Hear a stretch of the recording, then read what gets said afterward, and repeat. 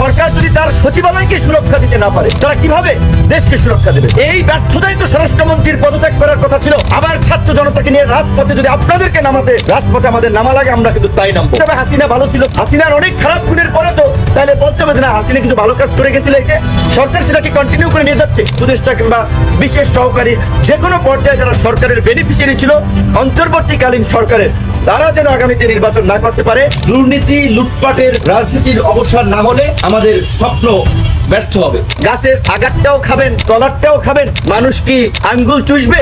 সামনে আবার আরো জুলাই ঘটবে। তো আমরা চাই না যে বারবার মানুষ জীবন দানের জন্য, রক্তদানের জন্য রাজপথে নামবে এবং মানুষ বারবার নির্যাতিত নিষ্পেষিত হবে। সেই কারণে আমরা বারবার দেশের জনগণ এবং রাজনৈতিক দলকে পরিষ্কারভাবেই স্মরণ করিয়ে দিয়ে বারবার বলছি যে এই বিদ্যমান দুর্বৃত্ত অবস্থার পরিবর্তন না হলে আমাদের এই গণ অভ্যুত্থান ব্যর্থ হবে।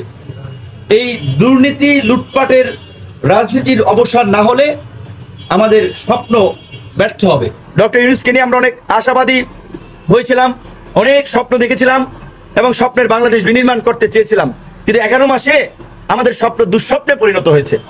যেই কারণে এখন আমরা শঙ্কায় আছি যে এই গভর্নমেন্টের ট্রানজিশনটা শান্তিপূর্ণ হবে কিনা, বাংলাদেশে আগামী নির্বাচন অবাধ, সুষ্ঠু, নিরপেক্ষ হবে কিনা সেটি নিয়েও এখন শঙ্কা তৈরি হয়েছে। তাই আমরা সরকারকে বলতে চাই, যেই শঙ্কা তৈরি হয়েছে রাজনৈতিক মহলে, নাগরিকদের মধ্যে উদ্বেগ উৎকণ্ঠা, সেটা নিরসনে ভূমিকা নিন।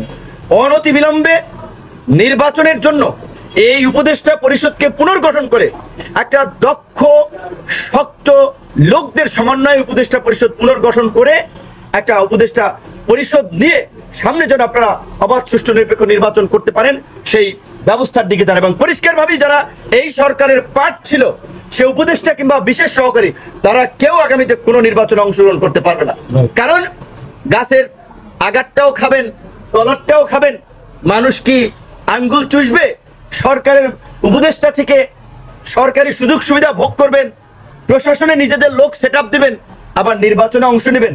যারা পার্ট ছিল উপদেষ্টা কিংবা বিশেষ সহকারী যে কোনো পর্যায়ে যারা সরকারের বেনিফিশিয়ারি ছিল অন্তর্বর্তীকালীন সরকারের, তারা যেন আগামীতে নির্বাচন না করতে পারে সেই বিষয়ে সরকারের সুস্পষ্ট একটা নির্দেশনা থাকতে হবে। একই সাথে এই প্রশাসন দিয়ে আগামীতে কোনোভাবেই সুষ্ঠু নির্বাচন সম্ভব নয়। প্রশাসনকে পুনর্গঠন করতে হবে, প্রশাসনের মধ্যে দক্ষ পেশাদার লোকদেরকে চিহ্নিত করে প্রশাসন ঢেলে সাজাতে হবে।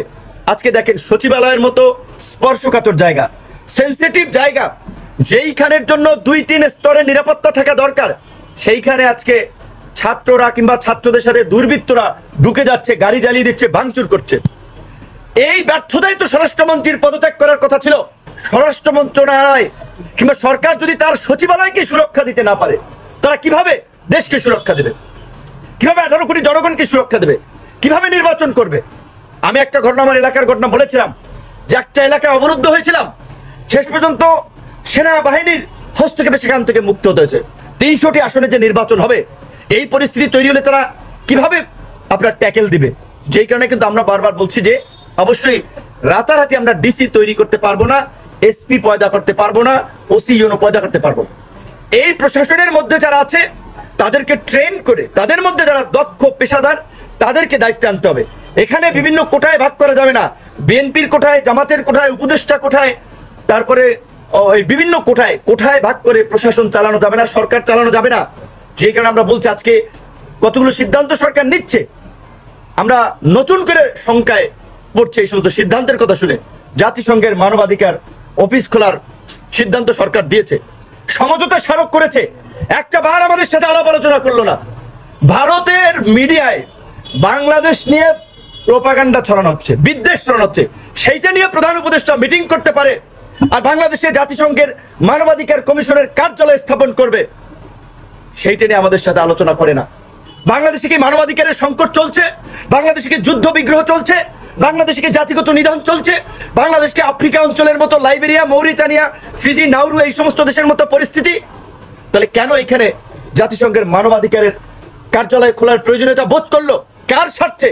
এই জবাব রাজনৈতিক দলকে সরকারের কাছে চাইতে হবে। আমরা সরকারকে সবকিছু লিখে দেই নাই, আনকন্ডিশনাল সমর্থন আমরা দেই নাই। আপনারা জানেন আমরা বন্দর নিয়ে প্রতিবাদ করেছিলাম, আমাদের কথা শুনলেন না।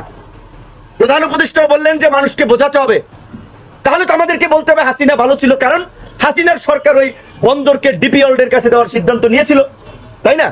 হাসিনার অনেক খারাপ গুণের পরে তো তাহলে বলতে হবে যে না, হাসিনা কিছু ভালো কাজ করে গেছিল, এই যে সরকার সেটাকে কন্টিনিউ করে নিয়ে যাচ্ছে। বন্দরে আমাদের কথা শোনা হলো না। করিডোরের সিদ্ধান্ত আমরা জানি না আসলে কি, কারণ বলছে তারা, আমরা তো বলছিলাম এই সিদ্ধান্ত না নেওয়ার জন্য, কারণ একটা অন্তর্বর্তীকালীন সরকার এই ধরনের সিদ্ধান্ত নেওয়ার আগে অন্তত পক্ষে রাজনৈতিক অংশীজনদের সাথে তার একটা মত বিনিময় দরকার। আমাদের সাথে যদি একটা বার খোলামেলা আলোচনা করে বলতো, আমরা কনভিন্স হলে আমরা বলতাম আপনি সিদ্ধান্ত নেন, কিন্তু কোনো আলোচনাই তো করলেন না, তলে তলে তারা এই সিদ্ধান্তগুলো নিচ্ছেন। তো এখন অনেকে বলছিল আমরা শিক্ষিত মানুষ, আমরা ওই আলোচনায় যেতে চাই নাই, কিন্তু এখন মনে হচ্ছে সত্য এই সরকারের উপদেষ্টা কিংবা সরকারের সাথে রিলেটেড যারা কনসালটেন্সি করছেন সরকারের সাথে, অধিকাংশই বিদেশি নাগরিক। তাহলে কি এখন আমরা ওই যে সমস্ত কথা বাজারে চাউর হচ্ছে, যে সমস্ত কথা আলোচনায় উঠছে, আমরা কি সেটাই ধরে নেব এই সমস্ত বিদেশি দ্বৈত নাগরিকত্ব নিয়ে তারা এসেছেন বিদেশি এজেন্ডা বাস্তবায়ন করার জন্য? কিন্তু আমরা পরিষ্কারভাবেই জানিয়ে দিতে চাই, আমরা আপনাদের প্রতি অনেক সহানুভূতিশীল ছিলাম, আছি, আপনাদেরকে সমীহ করছি, সম্মান করছি, কিন্তু একটা দেশ বিরোধী সিদ্ধান্ত আমরা মেনে নেব না। প্রয়োজনে আমরাও আবার ছাত্র জনতাকে নিয়ে রাজপথে যদি আপনাদেরকে নামাতে রাজপথে আমাদের নামা লাগে, আমরা কিন্তু তাই নামবো। তাই আমরা বলবো এই করিডোর, এই বন্দর, এই মানবাধিকার কমিশনের কার্যালয়ে এইগুলো আপনারা পুনর্বিবেচনা করেন এবং গুরুত্বপূর্ণ সিদ্ধান্ত নেওয়ার আগে রাজনৈতিক দলগুলোর সাথে আপনারা বসুন এবং আল্লাহর হস্তে আপনারা একটু নিজেদের চেহারাটা আয়নায় দেখেন। সেদিন যদিও পতিত স্বৈরাচারের দোসরেরা এই ফটোকার্ডটি বানিয়েছিল যে উপদেষ্টারা 5ই আগস্ট এপিসিতে উঠে জনগণের লাল সালাম নিয়ে যাচ্ছিলেন জনগণের মাঝ দিয়ে, আর কয়েকদিন পরে দেখা গেল অসহায়ের মতো জানালার ফাঁক দিয়ে তাকিয়ে রয়েছে অবরুদ্ধ অবস্থায়। তো এই করুণ পরিণতি তো উপদেষ্টা পরিষদের আমরা দেখতে চাই নাই। আমরা বলছিলাম এই গভর্নমেন্ট আমাদের সমর্থিত, আমরা এই গভর্নমেন্টকে সফল করতে চাই, তাই এখন আমরা লজ্জা পাই যে এটা তো আমাদের লোক ছিল, আমরা রেকমেন্ড করছিলাম, আমরা সমর্থন দিয়েছিলাম। তাই উপদেষ্টাদেরকে বলতে চাই, আপনাদের কর্মকাণ্ডে আপনারা লজ্জিত না হলেও আমরা লজ্জিত হচ্ছি, তাই আপনারাও লজ্জিত হইেন না, আমাদেরকেও লজ্জিত করেন না। গতকালকের মিটিংয়ে উপদেষ্টা এবং প্রধান উপদেষ্টাদের উপস্থিতিতে যেই আলোচনা হয়েছে, আশা করি আপনারা সেটা অনুসরণ করবেন। আমরা বলেছি প্রত্যেক মাসে রাজনৈতিক দলগুলোর সাথে একটা মত বিনিময় সভা রাখার, তাহলে রাজনৈতিক দলগুলোর সাথে সরকারের দূরত্ব কমে আসবে, আমরা বিভিন্ন পলিসির ক্ষেত্রে, সিদ্ধান্তের ক্ষেত্রে সরকারকে সহায়তা করতে পারবো। আপনাদের সকলকে ধন্যবাদ।